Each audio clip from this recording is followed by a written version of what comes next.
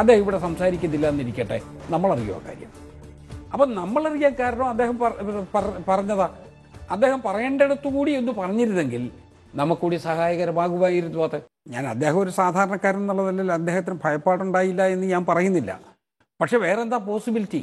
ഞാൻ നേരത്തെ പറഞ്ഞ ഒരു കാര്യം 100% ശരിയാണെന്ന് സാധൂകരിക്കുന്നതാണ്. ഞാൻ നേരത്തെ പറഞ്ഞത് ഒരു മൈൻഡ് സെറ്റ് ഉണ്ടായിരിക്കുക. നമ്മുടെ രാജ്യത്ത്, ഈ രാജ്യത്തിൻ്റെ അടിത്തറ തകർക്കുന്ന ഒരു മനോഭാവമാണ്. ഒരു മതവിഭാഗത്തിൽ മുസ്ലിം അല്ല, എന്നിട്ടും ജോസ് പേടിക്കുന്നു. അല്ല, അതിലേക്കാണ് ഞാൻ വരുന്നത്. ഇവിടുത്തെ കാതലായ പ്രശ്നം നമ്മളെല്ലാം മനസ്സിലാക്കേണ്ടത്, ഒരു ഭരണകൂട സംവിധാനം കുറ്റകൃത്യം ചെയ്യുകയാണ്. ഇതൊരു യഥാർത്ഥത്തിൽ ഇവിടെ ടെററിസം നടത്തിക്കൊണ്ടിരിക്കുന്ന കർണാടക ഗവൺമെന്റാണെന്ന് ഇപ്പോൾ തെളിഞ്ഞിരിക്കുക. ജയിലിൽ നിന്ന് പുറത്തു വന്ന അബ്ദുൽ നാസർ മദനി തന്റെ പഴയകാല പ്രസംഗ ശൈലിയെയും പ്രവർത്തന രീതിയെയും ഒക്കെ തള്ളി പറയുകയും ചെയ്യുന്നത് പിൽക്കാലത്ത് നമ്മൾ കണ്ടതാണ്. പക്ഷേ അതേ പ്രസംഗ ശൈലി ഇപ്പോഴും തുടരുന്ന ചില ആളുകളുണ്ട്. നമ്മൾ മറന്നിട്ടില്ലല്ലോ 2002 ഗുജറാത്ത്, ഇപ്പോഴും കരഞ്ഞു തീർന്നിട്ടില്ലല്ലോ. 10 വർഷത്തിനിപ്പുറം മാതൃഭൂമി എഡിറ്റോറിയൽ എഴുതി കളഞ്ഞു അവിടുത്തെ ഹിന്ദുക്കൾക്കെതിരെ. ഗോദ്രയിലെ തീവണ്ടി മുറികൾക്കുള്ളിലിട്ട് 10-60 കർസേവകരെ ചുട്ടുകൊന്നപ്പോ നോവാത്തവര്, ആ കർസേവകരുടെ വെന്തളിഞ്ഞ മാംസപിണ്ഡങ്ങൾ ഏറ്റുവാങ്ങേണ്ടി വന്ന ഗുജറാത്തിലെ ഹിന്ദു, അവന്റെ ഉള്ളിലെ ആണത്വം ആർക്കും പണയം വെക്കാത്തത് കൊണ്ട്, അവര് നപുംസകങ്ങളല്ലാത്തത് കൊണ്ട് ചിലപ്പോൾ അല്പം പ്രതികരിച്ചിട്ടുണ്ടാകാം. കാരണം ആർക്കാ ഈ വെന്തളിഞ്ഞ മാംസപിണ്ഡങ്ങൾ ഏറ്റുവാങ്ങുമ്പോൾ പ്രതികരിക്കാതിരിക്കാൻ സാധിക്കുക? ചിലപ്പോൾ അത് തെറ്റുമായിരിക്കാം, നിയമം കയ്യിലെടുത്തിട്ടുണ്ടാകാം. കാരണം ഇത്തരം സമയങ്ങളിൽ ഭരണഘടന നോക്കിയിട്ടല്ലോ ആരും പ്രതികരിക്കുക. ഇക്കാര്യത്തിലെങ്കിലും താങ്കൾ സാങ്കേതികത്വം വേടിയണം. ആഭ്യന്തരമന്ത്രി എന്ന നിലയ്ക്ക് ഇതൊക്കെ ഈ നാട്ടിൽ നടക്കുന്നുണ്ട്. താങ്കളും താങ്കളുടെ പോലീസും അറിയുന്നുണ്ടോ?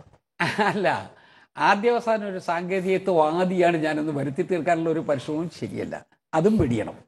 അപ്പോൾ ഇതിൽ വരുന്ന, ഞാൻ പറഞ്ഞല്ലോ, ജനാധിപത്യത്തിൽ 2 മാർഗങ്ങളുണ്ട്. ഒന്ന് നിയമപരമായ മാർഗം, 2 ജനങ്ങളുടെ ഒരു മൈൻഡ് സെറ്റിൻ്റെ തീരുമാനം. എന്തുകൊണ്ടാണ് ഈ കക്ഷികൾക്ക് പലതിനും ഇവിടെ വേര് പിടിക്കാൻ പറ്റാതെ പോയത്? അവർക്ക് ക്ലച്ച് പിടിക്കാൻ പറ്റിയിട്ടില്ല. എന്തുകൊണ്ടാണ്? ഇതൊക്കെയാണ് കാരണം.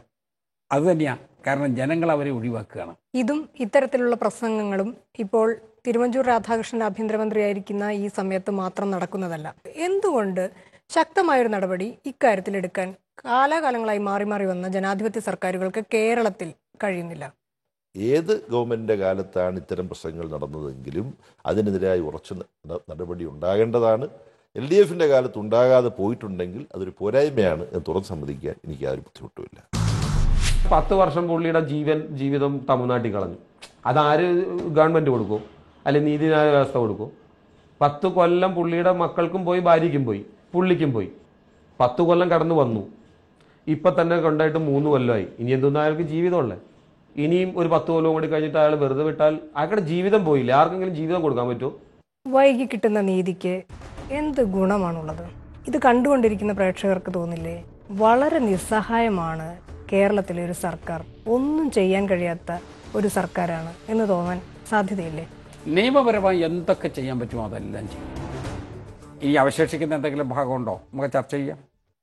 എന്തെങ്കിലും കൂടുതൽ ചെയ്യണോ നമുക്ക് ആലോചിക്കാം. പക്ഷെ നിയമപരമായി നമുക്ക് ചെയ്യാൻ പറ്റുന്ന കാര്യം, അത് സാങ്കേതികമല്ല, നിയമപരമായി ചെയ്യാൻ കഴിയുന്ന എന്തെല്ലാം കാര്യമുണ്ടോ അത് മുഴുവൻ നമുക്ക് ചെയ്യാൻ പറ്റണം. നന്ദി ശ്രീ തിരുവഞ്ചൂർ രാധാകൃഷ്ണൻ. ഒപ്പം MA ബേബി. കാര്യങ്ങൾ എല്ലാവർക്കും ബോധ്യമായിട്ടുണ്ടാവും. ഈ വിഷയത്തിൽ ഞങ്ങൾ ഒരു തീർപ്പിലും എത്തുന്നില്ല. ഇതൊക്കെയാണ് വിവരങ്ങൾ, വസ്തുതകൾ. ഇനി നിങ്ങൾ തീരുമാനിക്കുക. അകംപുറം അവസാനിക്കുകയാണ്. മറ്റൊരു വിഷയവുമായി അടുത്തയാഴ്ച വീണ്ടും കാണാം. നമസ്കാരം.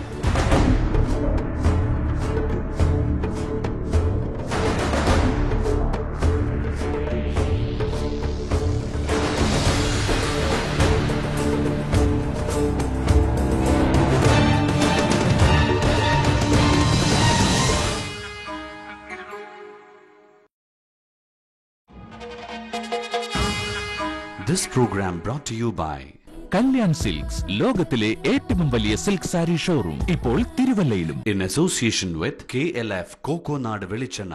കോക്കോനാട്, ഹെൽത്തി നാട്, ടേസ്റ്റി നാട്. Chivano Gold, #1.